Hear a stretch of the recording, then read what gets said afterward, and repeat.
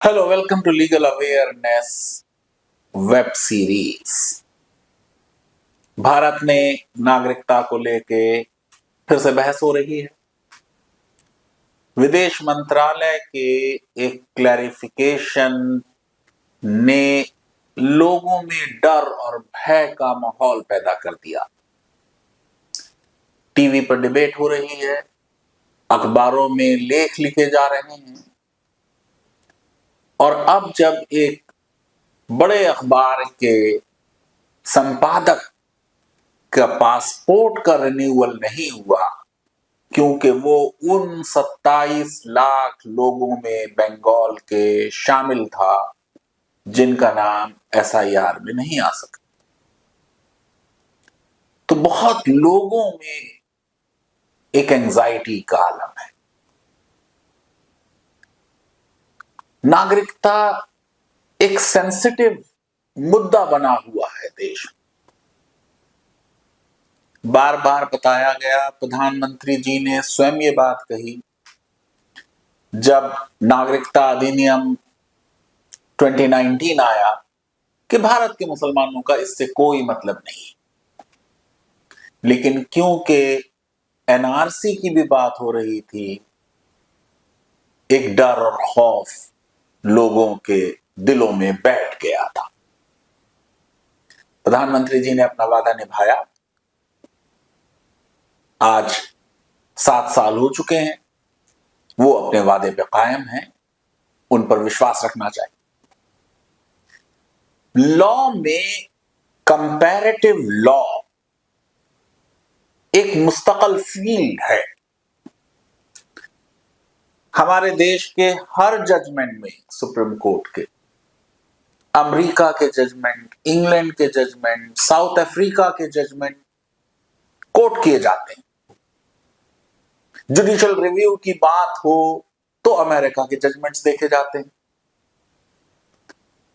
Freedom of religion की बात हो, इक्वालिटी की बात हो तो हम यूएस सुप्रीम कोर्ट की तरफ देखते हैं। यूएस की सुप्रीम कोर्ट ने 2 दिन पहले एक ऐतिहासिक फैसला दिया। राष्ट्रपति ट्रंप जन्म की बुनियाद पर अमेरिका की नागरिकता के विरोधी रहे हैं।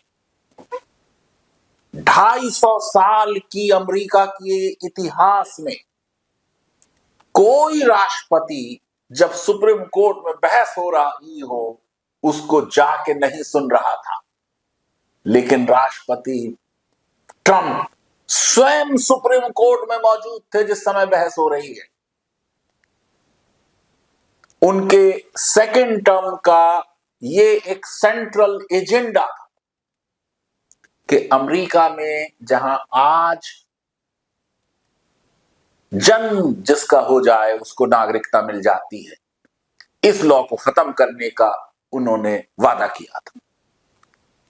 अमेरिका में जो जजेस सुप्रीम कोर्ट में अपॉइंट होते हैं उनको क्लियरली आइडेंटिफाई किया जाता है कि ये लिबरल हैं या कंजर्वेटिव हैं, ये रिपब्लिकन है या डेमोक्रेट हैं। प्रेसिडेंट ट्रंप के पिछले टेन्योर में अपॉइंटमेंट की वजह से आज इन 9 जजेस में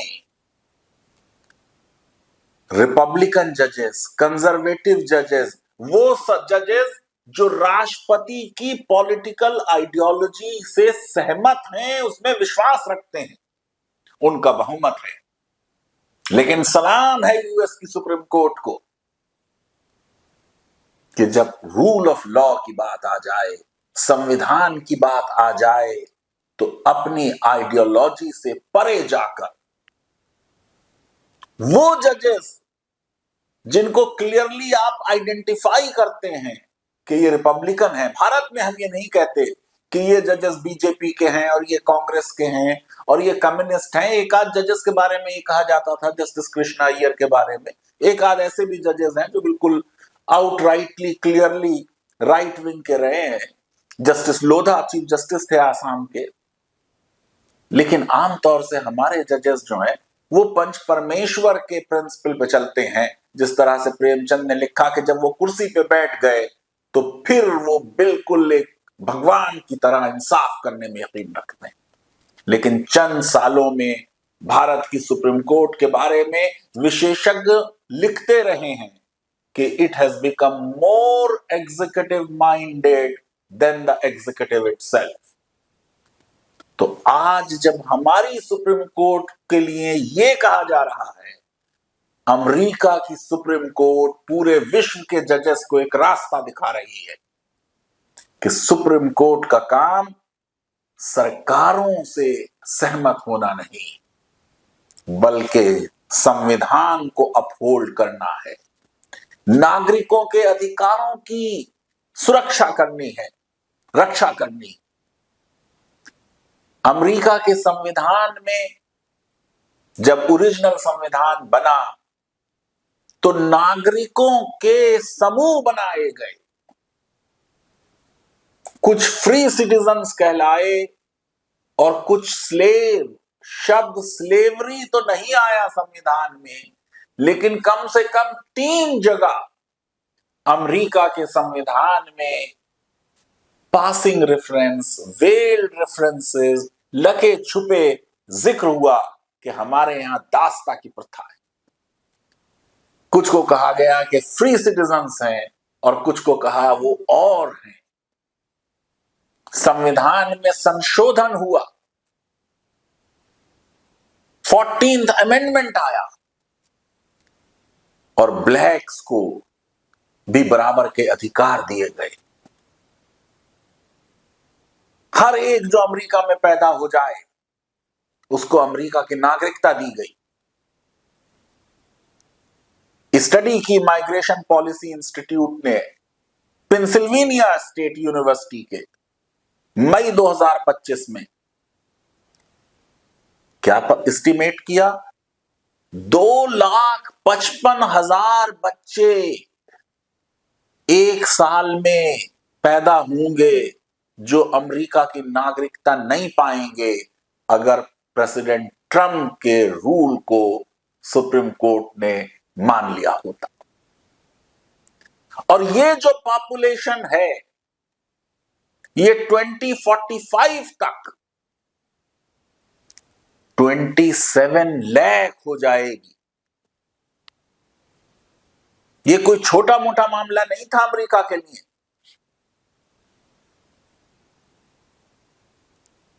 पेंसिल्वेनिया स्टेट यूनिवर्सिटी ने कहा कि लैटिनो इमिग्रेंट्स प्रेसिडेंट ट्रंप की पॉलिसी से बहुत एडवर्सली इफेक्ट होंगे और 90% जो यूएस में पैदा हुए लैटिनो बच्चे होंगे, बाई 2050 उनका लीगल स्टेटस नहीं होगा।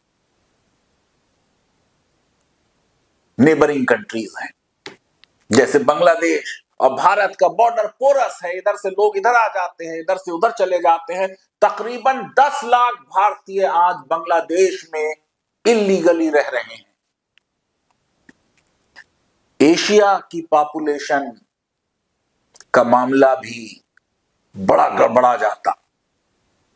हर 1,000 एशियन बच्चे जो अमेरिका में पैदा हो रहे हैं उनमें से 41 अनऑथोराइज माने जाते, प्रेसिडेंट ट्रंप का मान लिया जाता। लैटिनोस को अगर देखेंगे तो हर 1,000 में 17 होते without legal status. Centre of migration studies ने एस्टिमेट किया कि बेनिफिशियरीज जो बर्थ राइट सिटीजनशिप के हैं उनका अमेरिका की इकोनॉमी में जो कंट्रीब्यूशन है वो $7.7 ट्रिलियन है 1975 से 2074 तक। इलीगल माइग्रेंट भी देश की इकोनॉमी को कंट्रीब्यूट करते हैं। हम पूरे देश की इकोनॉमी को 5 ट्रिलियन बनाने का सपना देख रहे हैं और अभी तो कुछ आर्थिक हालात उतने अच्छे नजर नहीं आ रहे। लेकिन यहां देखिए अमेरिका की इकोनॉमी में ये जो बेनिफिशियरी हैं जिनको पैदाइश से अमेरिका की राष्ट्रीयता मिलने की बात है, वो $7.7 ट्रिलियन कंट्रीब्यूट करेंगे एक शताब्दी में। कितनी बड़ी बात है। भारत के संविधान ने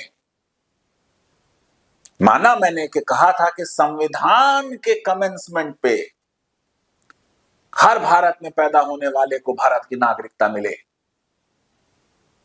क्यों हमने इस लिबरल आइडिया को, जो जस सोली पे बेस था, राइट टू द सॉइल, उसको कमजोर किया। कांग्रेस की सरकार थी, राजीव गांधी प्रधानमंत्री थे, आसाम में समस्या थी, एक एकॉर्ड किया। उस आसाम एकॉर्ड से तो सेक्शन 6A बन गया। आसाम में नागरिकता कैसे तय हो उसके लिए, लेकिन पूरे देश के लिए भी नागरिकता के लिबरल आइडिया को एक संकीर्ण आइडिया बना दिया गया, एक नैरोअर और रेस्ट्रिक्टिव आइडिया बना दिया गया। विश्व गुरु बनने के लिए व्यापकता चाहिए, संकीर्णता नहीं चाहिए। हमने कह दिया कि नहीं, अब भारत में सिर्फ पैदा होने से भारत के नागरिक नहीं बनेंगे, अब आपको आपके मां बाप में से एक को भी भारत का नागरिक होना चाहिए। यानी जन्म सिद्ध अधिकार नहीं होगा, हम तो ब्लड रिलेशनशिप भी देखेंगे। 2003 में जाके हमने उसको और संकीर्ण बना दिया और कहा नहीं, अब दोनों माता पिता भारत के नागरिक हों। भारत की नागरिकता तो भारत के नागरिक बड़ी तेजी से छोड़ देते हैं। जैसे ही ग्रीन कार्ड मिल जाए, पश्चिम में जाने का मौका मिल जाए, चंद सालों में पिछले 15-16 लाख लोगों ने भारत की नागरिकता छोड़ दी। अमेरिका की सुप्रीम कोर्ट के 6 जजेस सुप्रीम कोर्ट में सरकार के बहुमत होने के बावजूद राष्ट्रपति ट्रंप के एग्जीक्यूटिव ऑर्डर के विरुद्ध चले गए। चंद दिनों में 4 जुलाई को 250वीं वर्षगांठ होगी अमेरिका की स्वतंत्रता की। अमेरिका की सुप्रीम कोर्ट ने कहा कि जो बात 14वें संवैधानिक संशोधन ने 1868 में कही, सिविल वॉर के बाद, जिसने दास्ता की परंपरा को समाप्त किया, हमें कोई रीजन नहीं नजर आता कि हम उस बात से पलट जाएं। चीफ जस्टिस जॉन रॉबर्ट्स बहुमत के लिए जजमेंट लिखा और कहा कि US practice of birth right citizenship, जिसको हमारे फ्रेमर्स ऑफ कॉन्स्टिट्यूशन ने 14th अमेंडमेंट में प्रॉमिस किया, क्या प्रॉमिस था? Every free born person in this land, उसको सिटीजनशिप मिलेगी। We keep that promise today.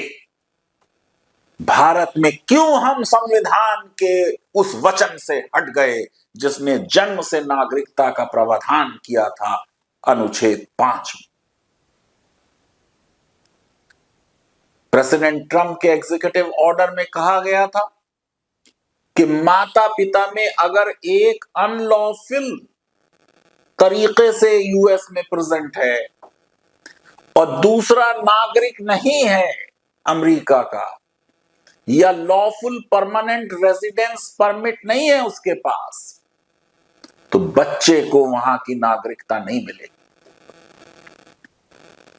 President Trump के ऑर्डर ने कहा था कि एक पेरेंट की प्रेजेंस अमेरिका में लॉफुल है मगर टेम्परेरी है, वो टूरिस्ट है, वो स्टूडेंट है, वो वर्क वीजा पे है, और दूसरा अमेरिका का नागरिक नहीं है, तो ऐसे बच्चे को भी बर्थ राइट सिटीजनशिप नहीं मिलेगी।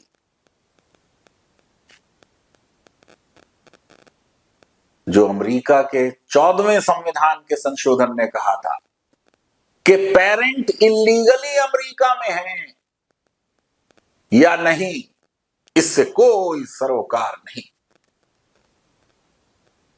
अगर बच्चा अमेरिका में पैदा हो गया, उसको अमेरिका की नागरिकता मिलेगी। प्रेसिडेंट ट्रंप ने बार बार कहा कि ये जो सिटीजनशिप है ये रिप्ड ऑफ करती है टैक्स पेयर्स को, अनडॉक्यूमेंटेड माइग्रेंट्स को अमेरिका की वेलफेयर स्टेट का बेनिफिट मिल जाता है। सरकार के वकीलों ने आर्गू किया कि देखिए, पढ़िए 14वां अमेंडमेंट, उसमें था ऑल पर्सन्स बॉर्न और naturalized in the United States and subject to jurisdiction thereof are citizens of United States and of the state wherein they reside। दो नागरिकताएं हैं अमेरिका में, एक उस राज्य की नागरिकता जहां पे वो रहता है और एक अमेरिका की नागरिकता। क्या अमेरिका दो नागरिकताएं होने से एक कमजोर देश है? मैंने बार बार कहा है कि देश के नागरिकों को यह समझने की जरूरत है कि देश मजबूत काहे से होता है और कमजोर काहे से होता है। अमेरिका में हर राज्य का अलग संविधान है, 50 संविधान है राज्यों के और एक अमेरिका का संविधान है। हर राज्य का अलग झंडा है, हर राज्य का अलग क्रिमिनल लॉ है, फिर भी अमेरिका सबसे मजबूत देश है। भारत को भी अपने फेडरलिज्म को मजबूत करने की जरूरत है। भारत क्या है? आर्टिकल 1 ने कहा संविधान में, यूनियन ऑफ स्टेट्स। अपने आप में भारत कुछ नहीं, बल्कि ये बहुत से राज्यों का एक समूह है। राज्यों को कमजोर करने से भारत कमजोर हो जाएगा।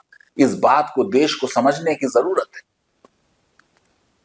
सॉलिसिटर जनरल ने अमेरिका के जॉन स्वेयर ने ट्रंप सरकार की तरफ से कहा, देखिए इसमें एक शब्द है आर्टिकल अमेंडमेंट 14 में, सब्जेक्ट टू jurisdiction thereof, जिसका मतलब यह है कि हर आदमी को नागरिकता नहीं मिलेगी।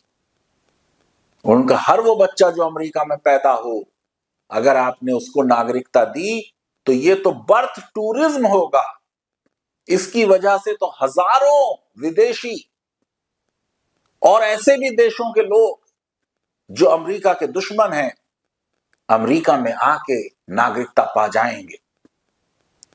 वो सुप्रीम कोर्ट जिसमें सरकार की आइडियोलॉजी में ओपनली विश्वास रखने वाले जजेस का बहुमत था, नहीं माने, संविधान को अपहोल्ड किया।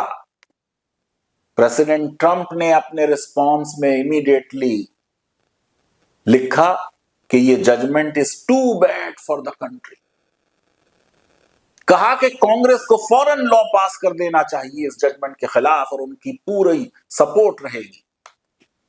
मैंने आपको बता दिया कि उन्होंने कहा था, हियरिंग्स के दौरान खुद गए थे और बीच में हियरिंग के दौरान निकल के कहा कि हम तो पूरी दुनिया के अकेले कंट्री हैं, बेवकूफ हैं, स्टूपिड हैं, जो हम बाई बर्थ सिटीजनशिप देते हैं।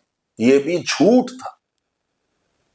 विश्व में 30 देश कम से कम ऐसे हैं जो बाई बर्थ सिटीजनशिप देते हैं। अमेरिका का पड़ोसी देश कनाडा ही देता है। जजमेंट का इसके विरोध हो रहा है। व्हाइट हाउस ने कहा डिस्ट्रक्टिव और आउटरीजियस है।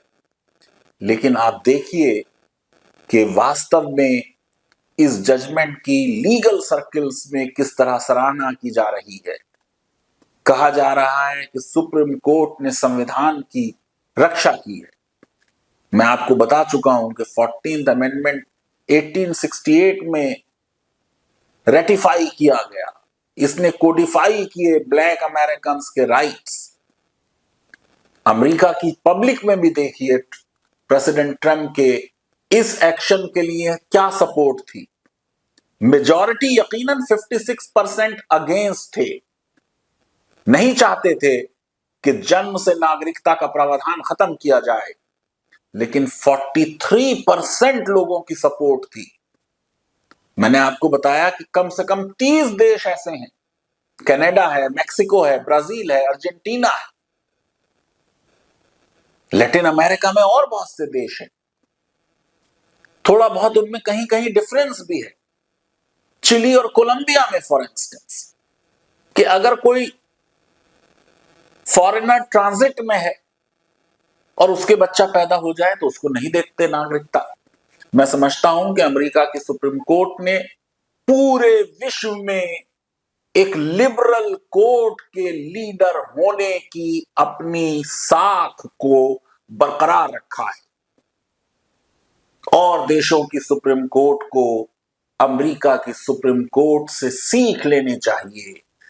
अदालतें वो याद रखी जाएंगी, फैसले वो याद रखे जाएंगे, जजेस वो याद रखे जाएंगे जो संविधान को अपहोल्ड करेंगे, लॉ को नहीं, बल्कि हर वो लॉ जो संविधान की टेक्स्ट के विरुद्ध हो या उसकी आत्मा के विरुद्ध हो, उसको निरस्त करना चाहिए। लीगल अवेयरनेस वेब सीरीज अगर आपको पसंद आती है तो मेरी रिक्वेस्ट है कि हमारे इस वीडियो को वाइडली शेयर करें, हमारे चैनल को सब्सक्राइब करें और बेल आइकन और लाइक जरूर क्लिक करें, और समझें कि अमेरिका में कितना बड़ा फैसला हुआ है कि जन्म से नागरिकता का कानून बरकरार रखा है उनकी सुप्रीम कोर्ट ने। बहुत बहुत धन्यवाद।